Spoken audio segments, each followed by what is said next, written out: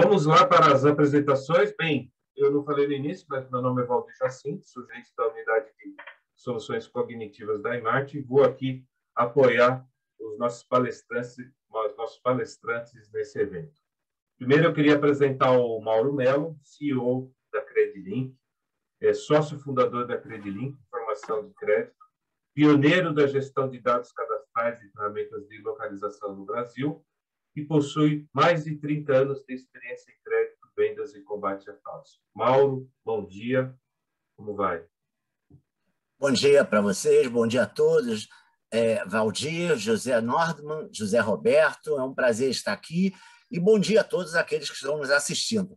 Tá? Eu acho que é muito importante participar dessa live, não só pela questão da recuperação, do combate à fraude, mas sim a nível de conhecimento, para que nós possamos, com esse trabalho também, dar uma melhor educação financeira para todos aqueles que nos assistem, para que possa ser repassado e assim multiplicar para todos os cidadãos brasileiros, né? Então, é um prazer muito grande estar aqui e espero contribuir um pouco nesse evento que vocês estão realizando. Um bom dia para todos e um bom evento para todos também. Obrigado, Mauro. Prazer é nosso ter a sua presença aqui. Também conosco o José Nordman, membro do Conselho Mundial para um Planeta Seguro, profissional de longa trajetória em consultoria relativa à tecnologia da informação e sistemas, soluções e arquiteturas de serviços financeiros, com passagem em multinacionais e atuação em numerosos países da América Latina. Diretor executivo da Unidade de Soluções Bancárias para a América do Sul, Atos, sócio fundador e CEO da consultoria Planan no Brasil, membro do Conselho Mundial para um Planeta Mais Seguro IBM e Corporate Chief Integrity and Compliance Officer da Planan. Nordman, muito obrigado pela presença. Bom dia. Bom dia, muito obrigado, Valdir. É uma honra estar mais uma vez compartilhando a palestra com pessoas tão importantes e significativas para a nossa área de atividade, como José Roberto Friedman e Mauro Mello. Obrigado a todos os participantes que nos prestigiam com sua participação. Obrigado. Obrigado você pela presença. Também conosco, José Roberto Friedman, especialista em recuperação de ativos nacional e transnacional. Roberto é agente especial da Polícia Federal do Brasil, aposentado, possui experiência na utilização de ferramentas de análise gráfica de vínculos IBM i2, combate à lavagem de dinheiro, Academia Nacional de Polícia, DPF-MJ, combate ao financiamento de organizações terroristas, Academia Nacional de Polícia, DPF-MJ, formação de formadores sobre lavagem de dinheiro e financiamento de terrorismo pela Comissão Interamericana para o Combate do Abuso de Drogas e Lavagem de Dinheiro, Organizações dos Estados Americanos, CICAD, OEA. Diversos cursos sobre fraude internacional e recuperação de ativos e cooperação transnacional de insolvência. Atualmente exerce atividade de investigação em fraudes diversas, falência, recuperação judicial, liquidação extrajudicial, execuções judiciais, sucessão familiar e outros. E no rastreamento e recuperação de ativos transnacional. José Roberto, muito obrigado pela presença. Bom dia. Bom dia a todos. Obrigado pelo convite. Participando com essas pessoas ilustres, Mauro, Nordman, o Sr. Valdir no comando. É um prazer trazer um pouco da minha experiência, um pouquinho do conhecimento nessa área bastante interessante que muitos, eu tenho certeza, que gostam, que é a investigação. Ótimo seminário a todos. Muito obrigado você pela participação e estar aqui conosco. Bem, eu passo o controle ao Nordman para que possa iniciar. Vou parar aqui minha transmissão. Nordman, fique à vontade.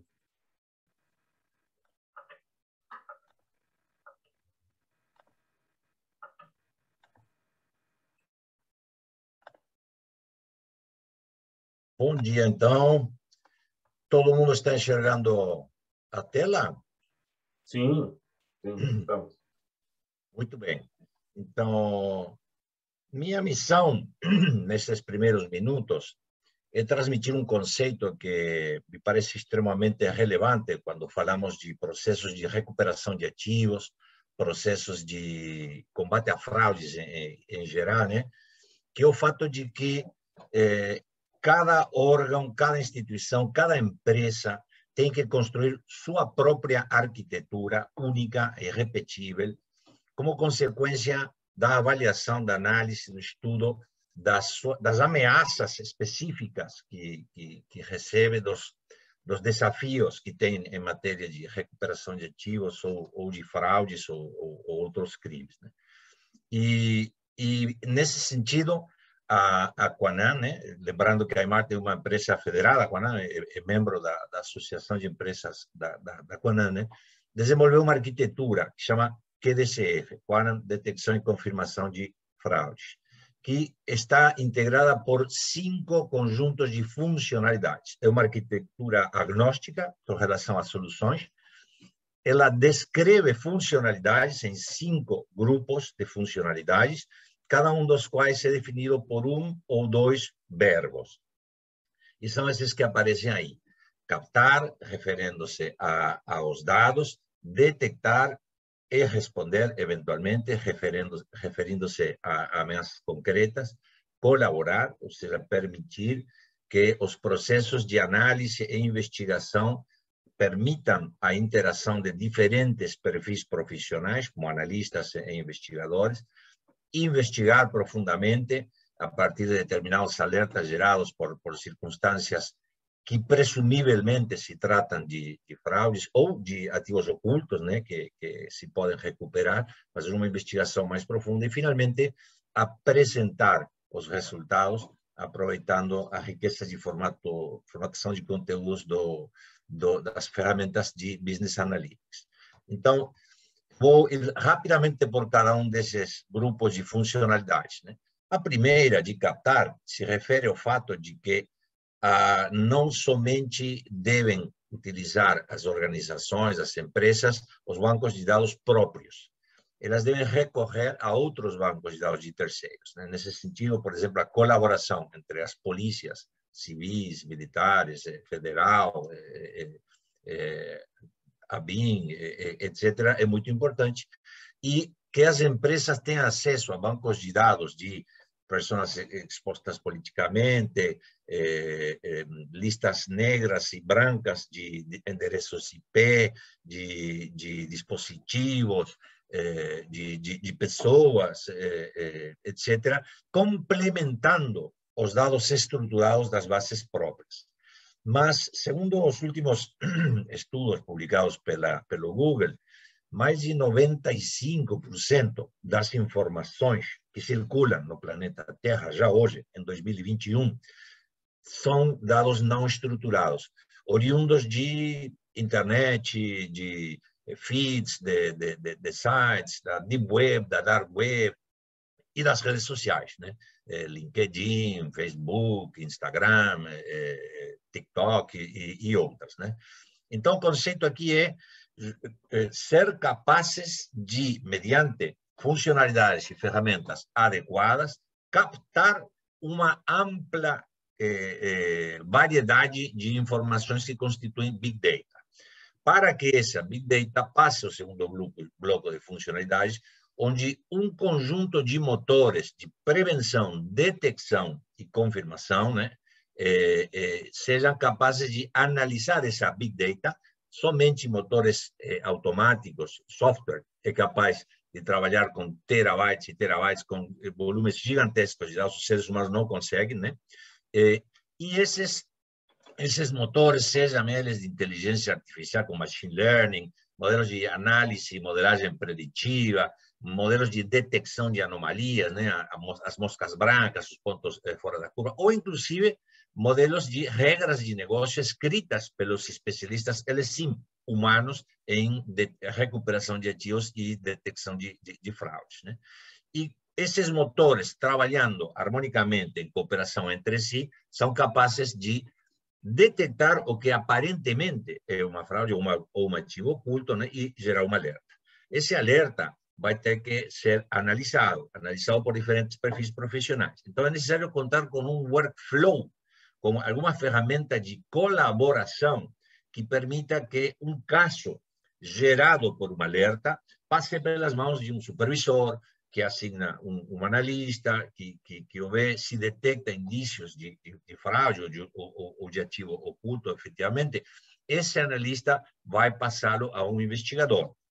Mas, enquanto isso, cada pessoa por quem passe esse caso será capaz de analisá-lo, escrever suas conclusões, suas opiniões, tomar decisões que determinam para onde que continua esse caso, ou seja, para onde se dirige esse workflow, né?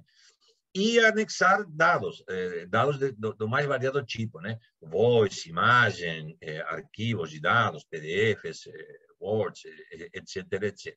E em determinado momento, se se confirma por parte de um analista que realmente há, por exemplo, uma nova modalidade criminosa, né? Então se passa para o quarto bloco de funcionalidades, que consiste em analisar detenidamente e investigar mediante ferramentas específicas para análise profunda de fraudes e crimes, né? Geralmente baseadas em tecnologias de representação gráfica, de análise de vínculos entre entidades, né? As informações têm, as pessoas, as empresas, os ativos têm vínculos entre si que não são muito evidentes e que ferramentas especialmente concebidas para analisar esses vínculos e manifestá-los de maneira gráfica e muito simples para aqueles que conhecem e sabem utilizar essas ferramentas, é imprescindível. Então, esse é o quarto módulo de funcionalidades, com a característica de que os objetos gerados com essas ferramentas, por exemplo, a mais difundida no mundo inteiro, no Brasil e no mundo inteiro, I2, né? Essas ferramentas geram provas que no Brasil são aceitas em inquéritos policiais. A grande maioria das polícias civis, militares, da Polícia Federal, a ABIN, Ministério da Justiça, ministérios públicos estaduais e federal, utilizam essa ferramenta. Então, os arquivos gerados por essa ferramenta são aceitos e compartilhados, podem ser compartilhados em processos e inquéritos policiais e são aceitos pela justiça. Os juízes aceitam os diagramas de aranha, né? Meu amigo José Roberto Friedman e meu amigo Mauro Melo vão se expandir um pouco mais nisso, né?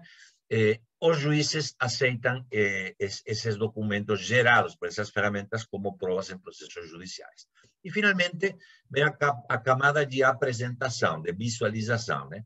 É importante, em todas as organizações, ser capazes de dar uma visão tática, estratégica, fazer mapas de calor, né? Mostrar graficamente, aproveitando a riqueza da informação e a riqueza de formatação de conteúdos das soluções de Business Analytics ou Business Intelligence para mostrar onde nos encontramos e para onde é que vamos.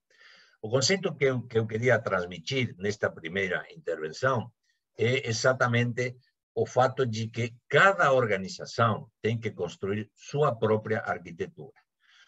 E para construir essa própria arquitetura, é importante levar em conta esses 5 módulos. Plataformas e arquiteturas eficientes, como mínimo, têm que garantir, por um lado, que a quantidade e qualidade e variedade dos dados que alimenta o sistema seja o mais rica possível, incluindo não somente dados estruturados próprios, bases de terceiros, mas também informação não estruturada da internet, das redes sociais e, por que não, quando falamos de recuperação de ativos, quando falamos de crimes financeiros, né, também da Deep Web e da Dark Web, com uma característica: esses dados têm que ser capazes de serem captados e colocados automaticamente dentro das ferramentas dos seguintes 4 módulos, em forma automática, né? Meu amigo Mauro Melo vai mencionar uma ferramenta muito poderosa, única no Brasil, que chama QCredi, que é uma ferramenta que é capaz de captar da maior base de dados do Brasil, não somente de informação financeira, o Mauro vai explicar com mais detalhe, extrair esses dados e colocá-los diretamente em motores de detecção e motores de investigação. como, por exemplo, o Analyst Node. Então, não se trata somente de poder captar e colocar dentro das ferramentas da arquitetura que cada organização definirá. E essa arquitetura tem que incluir as funcionalidades de prevenção, detecção, resposta, colaboração, investigação e reporte. Eu vou passar agora a palavra novamente para Valdir. Ok, Nordman, muito obrigado.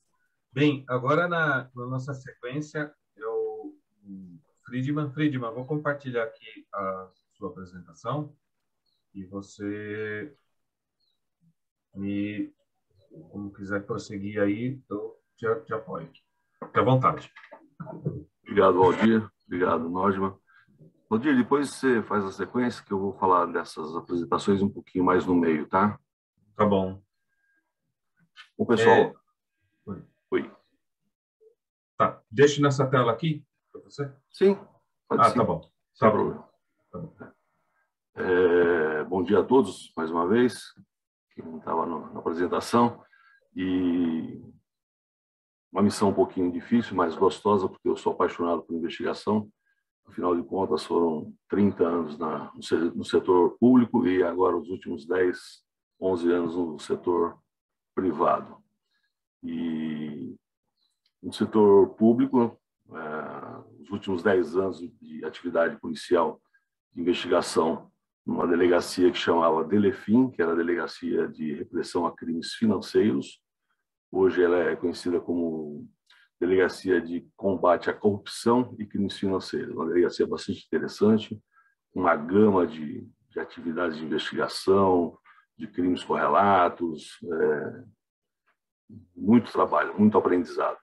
E na minha aposentadoria, migrei para o setor privado, lógico, focado na investigação, principalmente no rastreamento de ativos, na recuperação de ativos. Essa transição foi bastante difícil, porque a gente tinha uma gama de ferramentas no setor público, o inquérito policial, investigações diversas, parcerias com diversos órgãos públicos de informação, de inteligência, o inquérito policial, que era dinâmico e vai atrás da informação. E no setor privado a gente não tinha, eu não tinha esse conhecimento, eu não sabia disso. Mas, com insistência, a gente foi buscando e conseguimos trazer algumas ferramentas de informação na ajuda do banco de dados, de acesso a plataformas de informações públicas, exemplo, ANAC, SPU, juntas comerciais, registros imobiliários diversos. A gente foi criando esse caminho. Com tudo isso, acabou acontecendo uma gama de informações ali, meio dispersa, meio solta no ambiente. E como a gente tinha participado da implantação do sistema de inteligência lá no setor privado, que consistia em várias ferramentas, incluindo o Guardião e a ferramenta IBM i2, que era o analista notebook, que juntamente com o iBase, que era um banco de dados estruturados, eu achei que poderíamos trazer essa ferramenta para a iniciativa privada. Na participação ali com os advogados do escritório, que eu estava em parceria, trabalhando nesse ramo, fizemos essa aquisição, alguns contatos, o Anan, o Sr. Nordman, Jaqueline, a turma toda.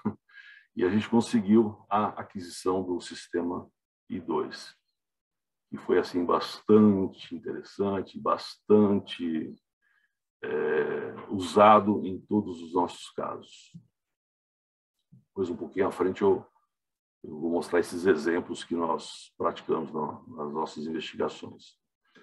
E falar sobre investigação é uma coisa bastante difícil, porque cada caso é uma investigação, um formato de investigação. A investigação ela nunca se repete, ela não é igual, ela pode ter até o mesmo objeto, mas a investigação ela muda bastante, ela vai para um lado, vai para o outro, volta para o outro, chega a lugar nenhum, começa de novo. Então, investigação é uma coisa bastante dinâmica. E eu gosto muito de investigar. Então, o resultado, às vezes, não às vezes, ele tem sido bastante positivo nesses trabalhos. Falando sobre investigação no aspecto fiscal, nas fraudes fiscais, a gente fez ainda um trabalho muito efetivo, porque o setor público nessa área de segurarias de fazenda, nas áreas fiscais, elas não têm ainda essa aproximação com o setor privado, que eu acho bastante ruim, porque o passivo hoje tributário federal chega a quase 3,4 trilhões, se somados ao passivo estaduais e municipais, chega próximo de 5 trilhões de reais. Então, claro que muitos desses créditos não serão recuperados, porque empresas falidas, empresas alaranjadas, empresas inexistentes, que foram só criadas para fraude, mas eu tenho certeza que se essa parceria se concluída, se concretizada, a gente vai ter um resultado bastante efetivo, porque a gente usa de algumas ferramentas que no setor privado nós temos acesso, nós temos como utilizá-la, e no serviço público, no caso dos fiscos, não. Então, você tem um acréscimo anual de 120 bilhões de reais nesse passivo. Então, é uma coisa muito ruim. Esse dinheiro poderia estar, com certeza, sendo utilizado em alguma coisa mais efetiva e importante. Bom, esses exemplos, pode ir, por gentileza. Esses exemplos que nós trouxemos, o primeiro, por gentileza, isso aqui é uma investigação que fizemos, eu e o meu parceiro de trabalho, Dr. Remy, advogado, especialista também na área de rastreamento, parceiro durante muitos anos na atividade policial, aposentado também, mostra mais ou menos uma confusão societária de uma investigação, que ela é bem vista nesse formato em diagrama, que se você colocar não estruturado, se você colocar em fase de escrituração só, ela fica um pouco difícil. Segura, por gentileza. Aqui nós temos um grupo econômico, uma investigação nossa também, e o I2 nos permitiu olhar nesse formato um grupo econômico usado para a prática de fraude financeira, sonegação e uma série de outras coisas. Terceira, por gentileza. Aqui a gente tem um modelo de movimentação financeira, envolvendo uma PJ, uma pessoa jurídica, e uma pessoa física. Então, a gente consegue visualizar a estrutura da movimentação financeira da fraude investigada. A quarta, por gentileza. Ela está um pouco desfocada, porque esse diagrama ficou muito grande. Mas eu fiz questão de apresentar, de trazer para o nosso evento, para o nosso bate-papo, mostrando o resultado final de uma investigação, de uma fraude em falência, tá? Que envolve empresas nacionais, empresas estrangeiras, offshores e, enfim, uma estrutura gigantesca, e a gente conseguiu fazer esse diagrama, essa estrutura, que se você ampliar, se você vai individualizando, você começa a entender. Mas eu fiz questão de trazer para mostrar o poder da ferramenta que a gente está usando no setor privado agora. Então, assim, acho que é só, né, Valdir? Só. Obrigado. Obrigado. Voltando um pouquinho no assunto sobre rastreamento, a gente fala rastreamento, não é ir atrás, não. A gente tem que fazer uma investigação, tem que ler muito o processo, tem que trocar informações, usar os big data, usar a parceria no exterior, fontes de informação no exterior. Tudo isso somando, juntando, analisando, você consegue traçar aquela linha de investigação onde você vai atacar, onde você vai precisar levar o processo, onde você vai precisar levar a sentença, a determinação judicial. E a gente tem tido bastante resultado positivo nessa linha de investigação, que é a experiência do setor público aliado às ferramentas, a adequação ao setor privado, com resultado principalmente na área de insolvência, as recuperações judiciais, as falências, mas também usamos essa investigação num processo de execução de extrajudicial, num processo de litígios familiares, ocultação de patrimônio, ocultação de ativos. Fico à disposição de vocês para qualquer pergunta. Obrigado, acho que meu tempo já... Mas investigação é uma coisa fascinante. Obrigado, gente. Obrigado você, Fridimar. Achei incrível o resultado do último trabalho, do último diagrama que você apresentou, né? Imagino dar para essa ideia sem a ferramenta, né? Seria muito difícil. Mas obrigado. Eu vou passar agora para o Mauro Melo. Mauro, fique à vontade. Obrigado. Bom dia a todos. Mais uma vez, obrigado pelo convite. É um prazer estar aqui com vocês. E, na verdade, quando nós falamos de segurança pública, de investigação, recuperação de ativos, nós estamos englobando muita coisa, porque quando se fala hoje de pesquisa de dados, nós estamos falando também de LGPD. Tá? Quando se fala em LGPD, acaba que tem que ser uma preocupação tanto para aqueles que vão pesquisar, como para o pesquisado e como para as empresas que enviam para terceirizados fazer essa pesquisa. Nós estamos falando de banco de dados, então, falando de LGPD, tá? Quem é o cidadão, quem é aquele cidadão que você está pesquisando? Você, primeiro, é importante você saber identificar se é uma pessoa politicamente exposta, se é uma pessoa notória, dependendo da função e da finalidade dessa investigação. Logicamente, nós estamos acostumados com isso por sermos um banco de dados. Quando fala em banco de dados, nós estamos falando de pessoas. E pessoas, logicamente, nós temos que ter todo o cuidado e um compliance muito seguro para poder realmente identificar aquilo que você está procurando. Vamos falar da parte de terceiros. A parte de terceiros, quando nós falamos isso, deixa eu colocar minha tela. Quando nós falamos de terceiros, nós estamos falando de uma pesquisa em que quanto que realmente custa essa pesquisa para eu poder ter a certeza que vai valer a pena eu pagar por isso. Nós estamos falando de pesquisa em bancos de dados, em que você vai ter informações pessoais dessa pessoa e se vai valer a pena financeiramente, tá? Em termos também da fiscalização que pode haver em cima disso. Então, falando por questões de LGPD, eu vou iniciar aqui com um vídeo que exemplifica muito isso, como está a relação de dados e de pessoas hoje com a LGPD. Esse vídeo vai mostrar um pouco, é um vídeo curto de 2 minutos, mas é importante o pessoal observar.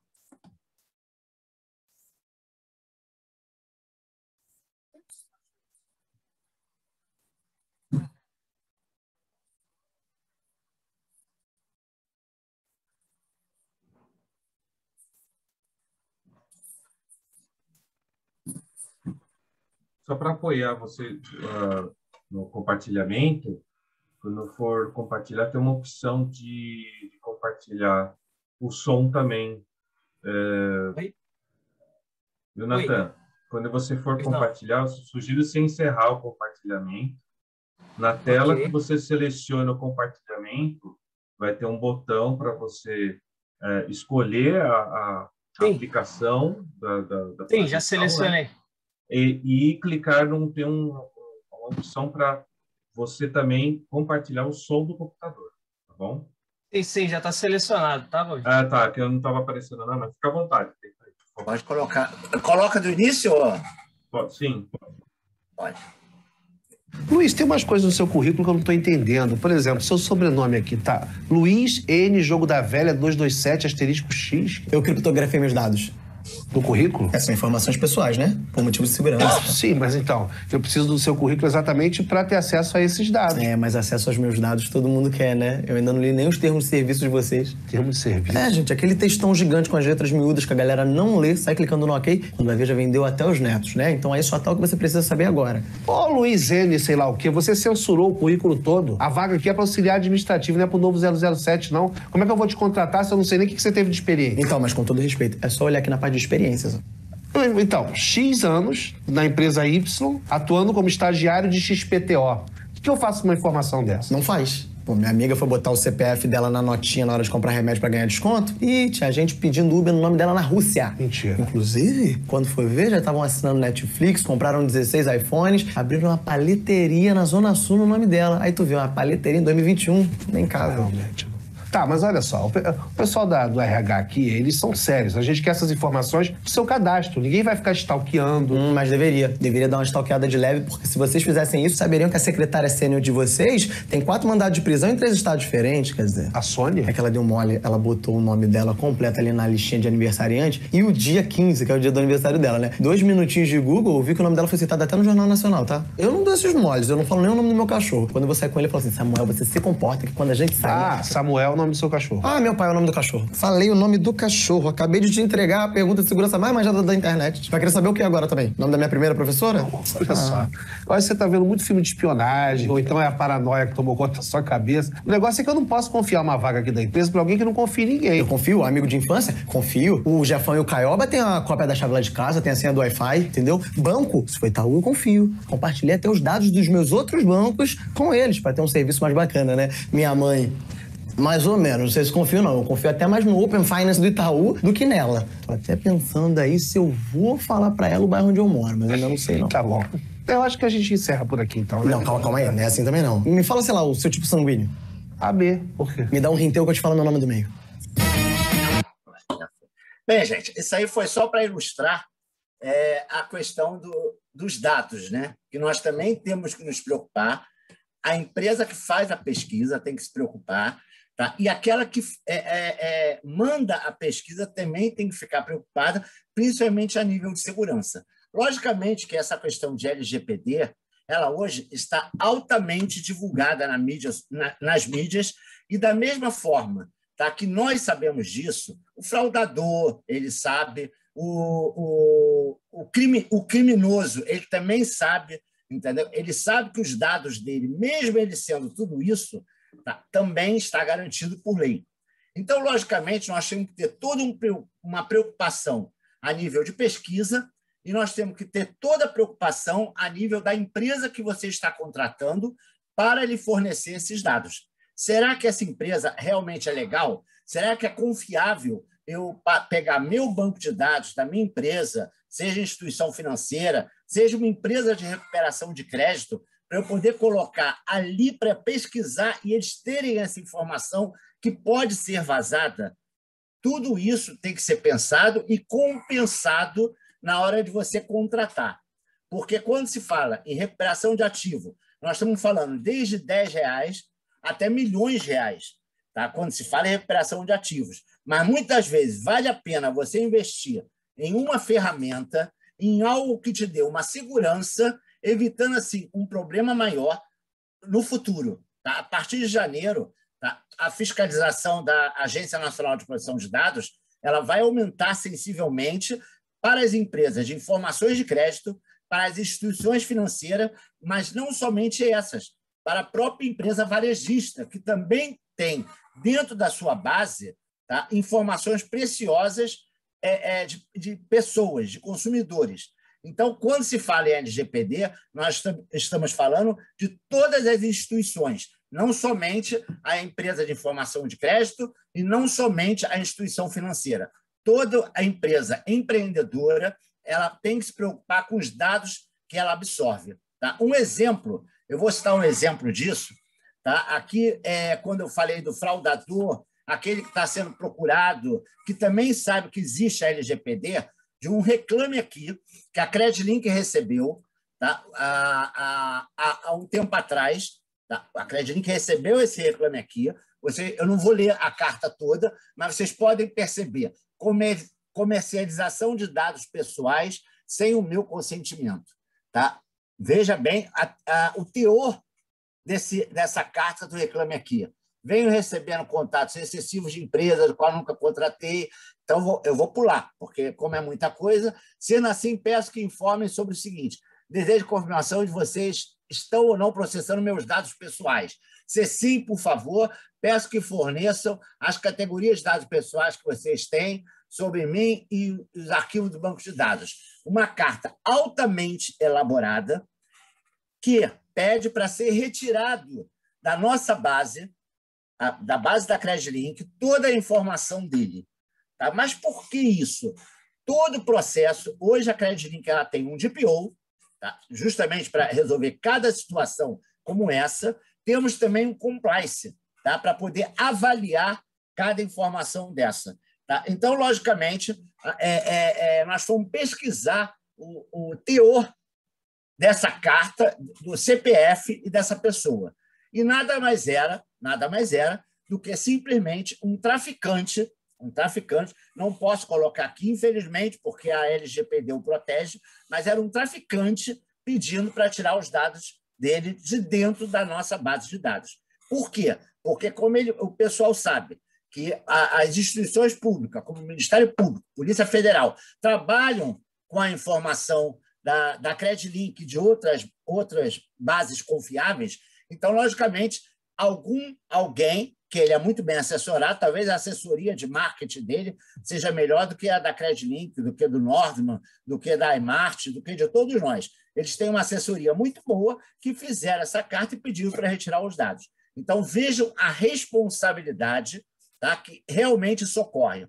Tá? Isso é um fato. Um outro fato muito relevante é você fazer uma recuperação de ativo em quem realmente merece o investimento. Quando eu digo merece o investimento, nós estamos falando que o herdeiro de um falecido, tá, ele também é responsável, logicamente, pela dívida. Mas vejam bem, para quem você está ligando? Cada vez mais nós estamos numa tecnologia que tudo é URA, tá? Tudo são robôs que fazem ligação sem saber se estão fazendo a ligação para a pessoa correta. Tá? Primeiro, importante você validar cada dado que você recebe. Segundo, para a recuperação de ativo, tenha certeza que você está ligando para a pessoa certa, porque você ligar para a pessoa errada, o prejuízo pode ser bem maior, tá, do que simplesmente essa tentativa de recuperação de ativo que você está fazendo. Terceiro, tá, vamos falar agora do crédito. Tá? Você ligar para uma pessoa erroneamente, você está expondo essa pessoa. Então, tenham muito cuidado com quando você vai fazer qualquer ligação ou qualquer investigação, para que não faça realmente investigações erradas. Muitas vezes você vai estar nos próprios órgãos públicos para poder confirmar um dado. Por exemplo, o meu CPF, ele está regular ou não? Eu vou citar um exemplo aqui, um caso de um CPF que foi pesquisado na Receita, tá? E, olha só, eu peço desculpa, porque o nome era para estar tampado e não está, mas o CPF está. Você veja aqui na Receita, estava lá, situação cadastral regular. Tá? E esse caso é um caso real, era um empréstimo em grande quantia, numa instituição financeira. Pense o seguinte, Se você não tiver uma boa informação de crédito, você vai ter uma péssima recuperação de ativo. Tá? Isso é muito importante, você pensar e concretizar isso. O exemplo disso, essa empresa é uma empresa de grande nome, não vou citar o nome aqui, que vende, entendeu, para todo o Brasil, online, etc. e tal. Ela fez a pesquisa desse CPF na Credilink, tá? Junto com a ferramenta KiCred, tá? Que é uma ferramenta que justamente tem os dados em formato de diagrama. Vamos pesquisar essa pessoa também. Ó, o nome não era para sair o nome de ninguém aí, tá, gente? Mas vamos lá. Então, na hora da pesquisa, o crédito foi aprovado. Por quê? Tem aqui os dados dele. Tá? As empresas que ele trabalhou, o vínculo com essas empresas, a aposentadoria, ele era aposentado por tempo de idade, ou seja, tudo realmente confirmava, e com um detalhe, a informação da Receita estava dando como CPF regular, está dando. Nessa informação, esse foi o diagrama que foi montado do KiCred, que é uma ferramenta em que está integrado à base de dados Credilink, porque não adianta você ter um diagrama se você não tem a informação desse diagrama. O KiCred, ele integra não só a informação da Credilink, como a sua informação, a informação que você tem dentro da sua empresa. E, logicamente, ele vai cruzar a informação da Credilink, a sua informação, e vai fazer todo esse diagrama montando da melhor forma para você entender a operação. Com toda essa pesquisa, tá? Se você observar, ó, tudo aqui, tudo realmente confirmando, tá? Realmente confirmado, porém, tá? Quando foi ver a questão do regular na Receita, nós vimos que ele estava com óbito. Não sei se está dando para... Aqui. Óbito, tá? Justamente nessa Receita aqui. Óbito recente, ou seja, um óbito no mês de outubro. E na Receita estava como regular. Aí eu faço a pergunta, para finalizar, como o tempo já foi, eu vou fazer uma pergunta breve. Se esse crédito, tá? Um crédito de grande valor, não fosse investigado dessa forma, ele ia ser concedido, tá? Ele ia ser concedido, depois ele ia para a recuperação de ativos e não ia resolver nada. Por quê? Porque estava se solicitando um crédito para uma pessoa que já estava falecida. Isso é uma fraude muito bem montada. Tá? Então, para se combater uma fraude muito bem montada, é importante que você tenha uma ferramenta muito bem estruturada, que é o que acontece com a Credilink e com o KiCred, que é a parceria com o IBM e com a ANAM. Ok? Eu vou encerrar. Está aqui meu telefone.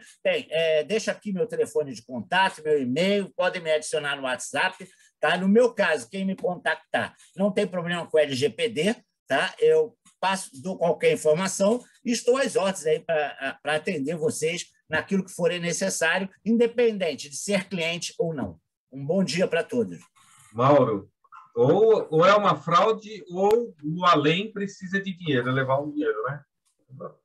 Não, na verdade, Valdir, eu acredito que você sabe que você sabe o seguinte, desculpa o que eu vou falar aqui rapidamente, parente é bom no porta-retrato, tá? E às vezes de costa. Você sabe que a maioria dessas fraudes é montada pelos próprios parentes, porque o sujeito já morreu, ele chora ali no enterro, mas monta a fraude ali com o nome dele, porque sabe que não vai dar em nada, entendeu? Não vai ter problema nenhum. Então é muito importante essa percepção. Tem parentes que ficam com acesso às contas, né? A conta aplicativa não informa o óbito e segue a vida aí fazendo a fraude. Tudo bem. Exatamente. Esses dias, só para acrescentar, eu também trabalhando com um cliente, a gente descobriu um endereço de refúgio. Muitas pessoas com endereço... Tem um endereço, por exemplo, um endereço em Rio Branco, e que fomos investigar no KiCred e determinamos que tinha 300 pessoas que moravam naquele endereço. No Google Earth, indo lá, era uma região quase de mata, uma casa abandonada, então era um endereço de refúgio, onde ninguém mora. Simplesmente dão aquele endereço para a pessoa não ser encontrada. Incrível isso. Bem, Valdir, até complementando o que você está falando, Eu recebi uma mensagem ainda há pouco de um agente da Polícia Federal, tá, falando justamente sobre isso, que ele estava querendo acompanhar a live, mas, porém, não poderia acompanhar porque ele estava numa força-tarefa lá em Minas Gerais para a questão da criptomoeda. E ele conseguiu realizar esse trabalho investigativo, tá, justamente com a ferramenta de pesquisa. Tá? Então, a informação ela é muito importante, porém, nós temos que lembrar que informação ela tem que ter também a inteligência. Tá? A inteligência para a utilização e a inteligência do banco de dados para cruzar todas essas informações, que é o que acontece hoje com essa ferramenta do Kicred, que em qualquer instituição que tenha saído do sistema analógico e tenha ido para o sistema digital, tá, utiliza para investigação pessoal. Isso não é só a segurança pública, porque quando nós falamos de crime financeiro, nós estamos falando de segurança pública. Quando nós falamos de fraude, nós estamos falando de segurança pública. O problema é que nós hoje ainda encontramos essa afronta de defender o fraudador, defender o devedor. Então, cada vez mais nós temos que pensar em criar formas e maneiras de trabalhar num conjunto para poder combater essas irregularidades do nosso país, né? É muita coisa mesmo. Lembrando que o tripé da análise da investigação, né? O Mauro se referiu a dois aspectos fundamentais, na verdade os três, né? Dois aspectos fundamentais é informação. É necessário ter acesso à informação, né? Informação das mais diversas fontes e origens. Né? Nesse sentido, os bancos de dados da CreditLink são uma fonte espetacular de informação para recuperação de ativos, combater a fraudes, etc. Mas não é possível gerir essa informação sem ter ferramentas especializadas em analisar os vínculos de maneira amigável, simples, né? Então, aí apareceu o Kicred, uma ferramenta que é capaz de trazer, a partir de um único input, que é um CPF ou um CNPJ, trazer para dentro da ferramenta de análise, o quadro branco do Analyst Notebook, né? Todas as informações pertinentes, aquelas que são pertinentes, e ver os vínculos entre elas, né? E poder manipulá-los. Então, informação sim, mas com ferramentas que permitam manipulá-las para analisar e investigar, né? E conhecimento especializado, né? Aí as soluções se transformam em verdadeiramente cognitivas, quando aparece o fator humano. Uma pessoa como José Roberto Friedman, né? Investigador experiente, né? Que é capaz de utilizar adequadamente essas informações e essas ferramentas, o fator humano, né? É somente aí que a gente pode catalogar a solução de solução cognitiva, porque combina a inteligência do mais alto tipo, inteligência artificial, machine learning, modelos estatísticos, etc., que gera a Big Data, né? Com o conhecimento dos seres humanos. É aí que surge uma verdadeira solução cognitiva. Não, sem dúvida. Mas, na verdade, as pessoas têm que entender que para isso também é preciso investir. A inteligência artificial está aí para isso. Porque, se não fosse isso, nós podemos ir para a lista telefônica, né? Começar, antigamente, nós íamos para a lista telefônica para procurar um telefone, procurar um cidadão. Hoje em dia, a inteligência artificial está aí justamente para ser utilizada. E é importante que haja também um investimento e a vontade das pessoas de modernizarem os seus métodos, pensando em todos os aspectos, em aspectos legais, como em aspectos de segurança. O Kicred, ele dá justamente essa inteligência que é necessária numa investigação, tá? Com certeza. Poderia só complementar rapidinho? Pode ir, com licença? Só duas observações. A primeira, a doutora Beatriz Faneca, que me indaga sobre a possibilidade de identificar agentes para casos distintos. Eu afirmo que sim, dentro do sistema do iBase, a gente faz todo o arquivo de informações e quando você joga para reestruturar no analista, você consegue, na maioria das vezes, fazer essa conexão em casos distintos com o mesmo agente. É possível, sim.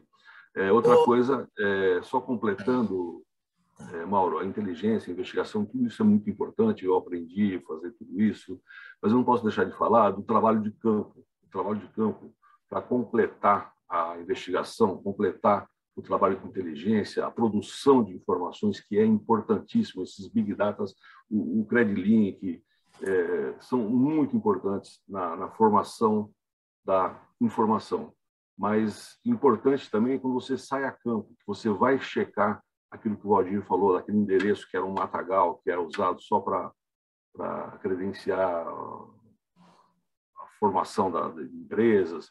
Isso eu vi muito numa investigação que era conhecida como Banestado, uma fraude gigantesca aplicada pelo Banco do Estado do Paraná, em conjunto com o Banco do Paraguai, enfim, no formato de desvio de dinheiro de doleiros, empresas, pessoas físicas, jurídicas, uma coisa gigantesca. E apareceram muitas empresas que não tinham localização, e quando a localização era encontrada, era uma residência humilde, simples, enfim. Mas para dizer também que esse trabalho de campo, uma certa investigação nossa, tínhamos uma informação de uma ilha que não estava sendo encontrada nos meios disponíveis de informação. E saímos a campo, fomos até a Capitania dos Portos, fomos atendidos lá pelo oficial, suboficial, marinheiro, aquelas coisas bastante interessantes de filme, aqueles mapas cartográficos em cima da mesa e, localizamos a ilha. Existia, era localizável, saímos a campo, vamos alugar um barco, vamos até a ilha, ver se ela tem estrutura, como é que ela está, se ela... enfim, conhecer aquele ativo. E conversando com os pescadores na região ali, procurando locar um barco para ir até essa ilha. Quando nós falamos o nome da ilha, um pescador levantou: essa ilha não é de fulano? Pode ser, sim. Esse fulano tem uma casa aqui, ó, nessa rua aqui, perto assim, tem uma casa ali. Bom, resumindo, nós estamos atrás de um ativo e, sem querer, num trabalho de campo, procurando confirmar aquela informação da inteligência, achamos um segundo ativo. Só para ter noção desse ativo, era uma casa que tinha, do lado de fora, 19 janelas. Então, assim, foi bastante interessante. Alberto, me tira uma dúvida. Você me tira uma dúvida, por favor, que eu escutei você falar. Numa investigação, no caso de vocês, que é na segurança pública, na base de vocês, em que um investigador está fazendo um trabalho no norte e o outro está fazendo no sul, no meu CPF, um exemplo, tá? Um exemplo disso, no meu CPF, um investigador sabe o que o outro está investigando, então? Não. Dentro da investigação pública, não. Essa investigação dentro do núcleo de inteligência, a gente chama de unidade de inteligência, ela é compartilhada só com quem está envolvido na investigação. Ok.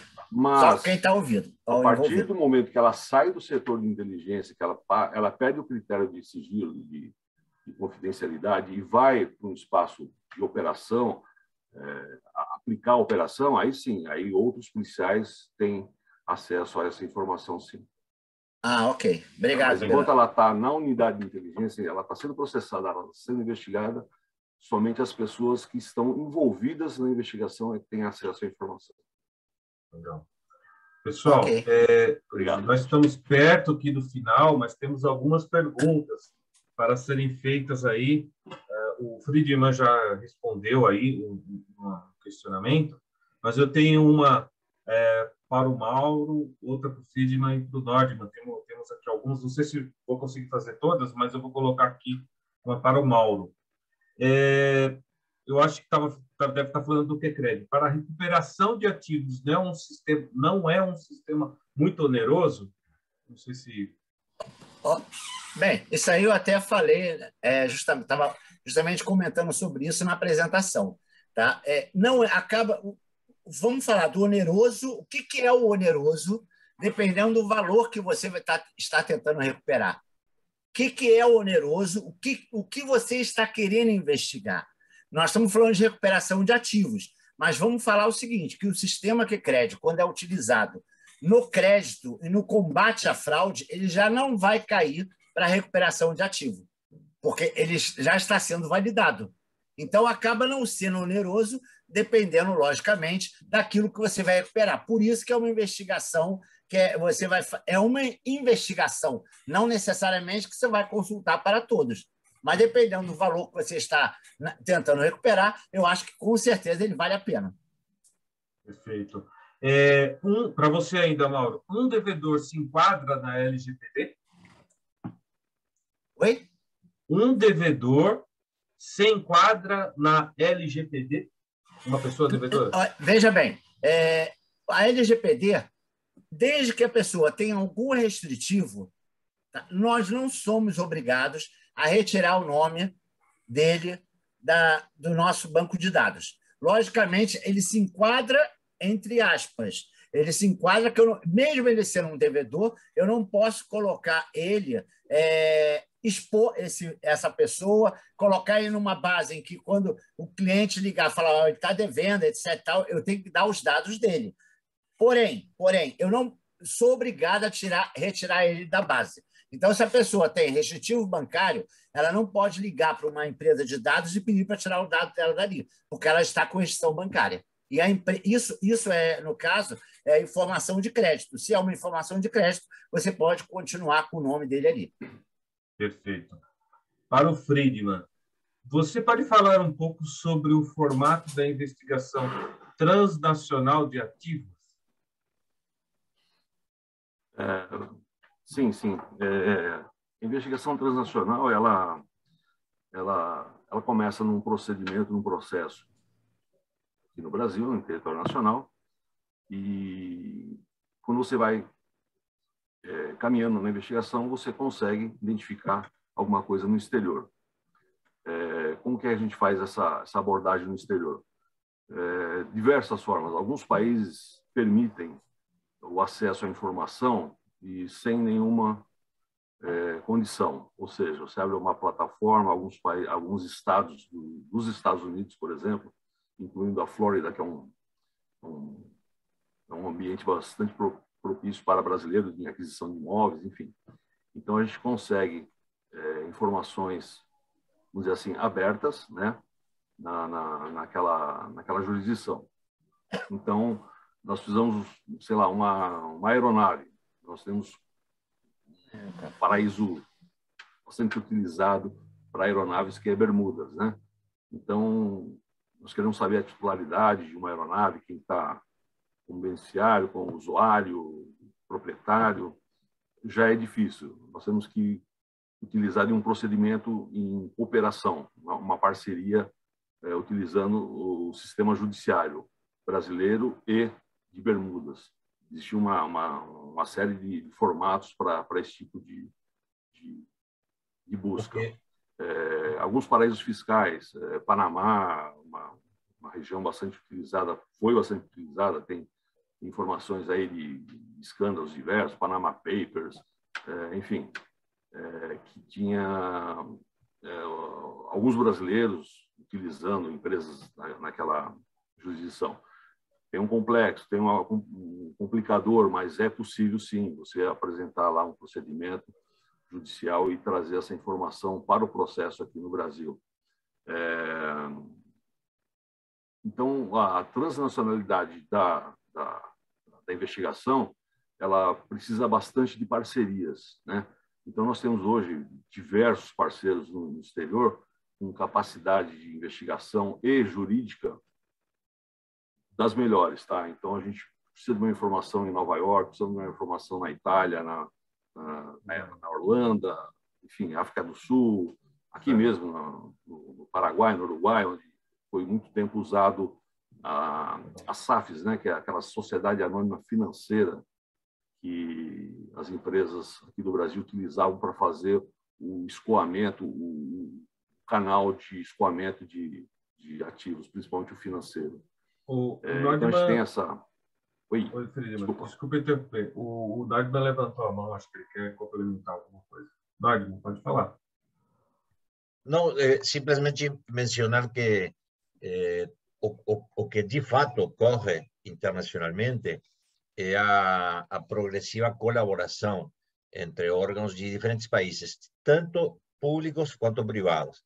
E aí está o exemplo que o Valdir conhece muito bem, da EMAT, que está trabalhando pelo menos 2 ou 3 projetos neste momento que compreendem 5 ou 6 países diferentes de Centro-América e Caribe, de investigação, prevenção à lavagem de ativos, né? Que a lavagem de ativos, digamos, todas as soluções de PLD, né? E estas ferramentas das quais falamos hoje são as ferramentas utilizadas em prevenção à lavagem de dinheiro, né? De ativos. Isso requer obrigatoriamente cooperação internacional, e não somente em nível de instituições, entre polícias, né? Interpol, etc., etc., mas também entre órgãos privados, né? Um exemplo é uma instituição financeira que o Valdir está pilotando um projeto, é uma instituição financeira que opera em 6 países dentro de Centro-América e Caribe, e estamos fazendo, a equipe do Valdir está fazendo uma implementação nos 6 países. Era só esse comentário. Perfeito. Nós estamos com o tempo estourado, mas vou direcionar uma pergunta, direcionei perguntas para o Mauro e para o Friedman, direcionar uma pergunta para o Nordman. A iMart pode ajudar na integração de nossas múltiplas fontes de informação com as ferramentas de prevenção, detecção, alerta, análise e investigação? Como?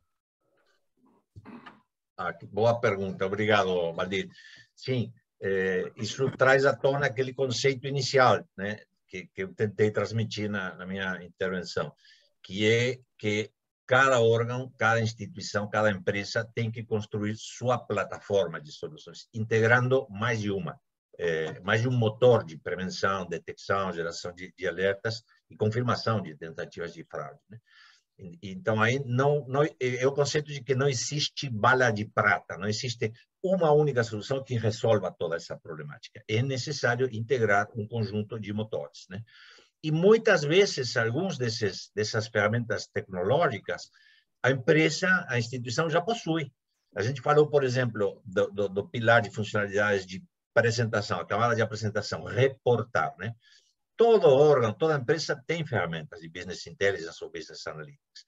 E o que a iMart faz presta um serviço de consultoria, onde analisa a 4 mãos com o cliente, qual é a sua realidade, quais são as ameaças, quais são seus objetivos, quais são os princípios de segurança dentro da sua organização, né? E com base nisso, ajuda o cliente a desenhar essa arquitetura, aproveitando os investimentos existentes em tecnologias, em soluções, em ferramentas para integrá-los nessa tecnologia.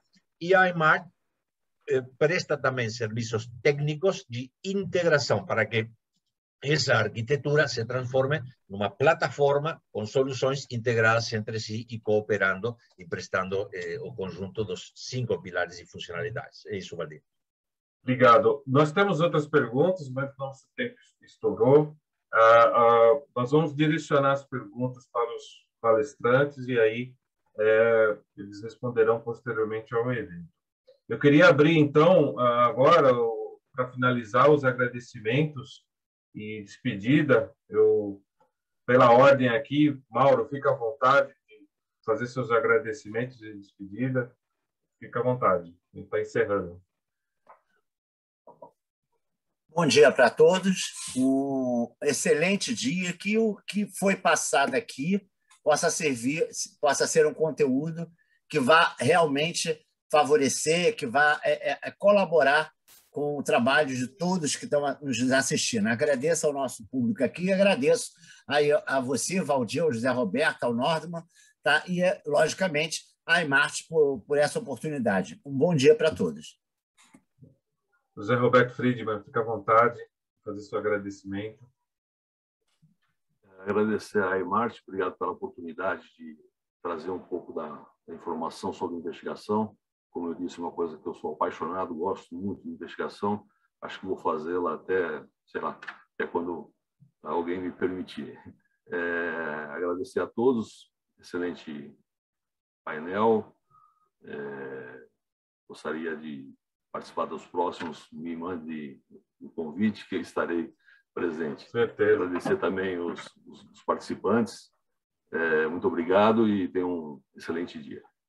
Obrigado, Ferdinando. Nordman, fique à vontade de fazer seu agradecimento. Obrigado, Valdir. É uma honra participar, compartilhar essa mesa redonda com pessoas tão prestigiosas que transmitem valores tão importantes, tão ricos, né, como Friedman e Mauro. Muito obrigado, Friedman. Muito obrigado, Mauro. Muito obrigado a Credilink. Muito obrigado, Aymar. E quero lembrar do pessoal de marketing que a parte não visível do iceberg, né, e que faz estes eventos possíveis, né? E a IBM que nos ajudou a copatrocinar este evento. E o público, porque o objetivo de todo este trabalho é o público. Muito obrigado por prestigiar-nos. E minha mensagem para o público é: não sejam tímidos. Contatem Mauro, vocês têm aí os dados dele. Contatem Friedman, contatem Valdir, vocês têm os dados dele também. Estamos aqui para ajudar, para contribuir, para colaborar. Um forte abraço a todos e muito obrigado. Muito obrigado. Obrigado em nome da Aymart.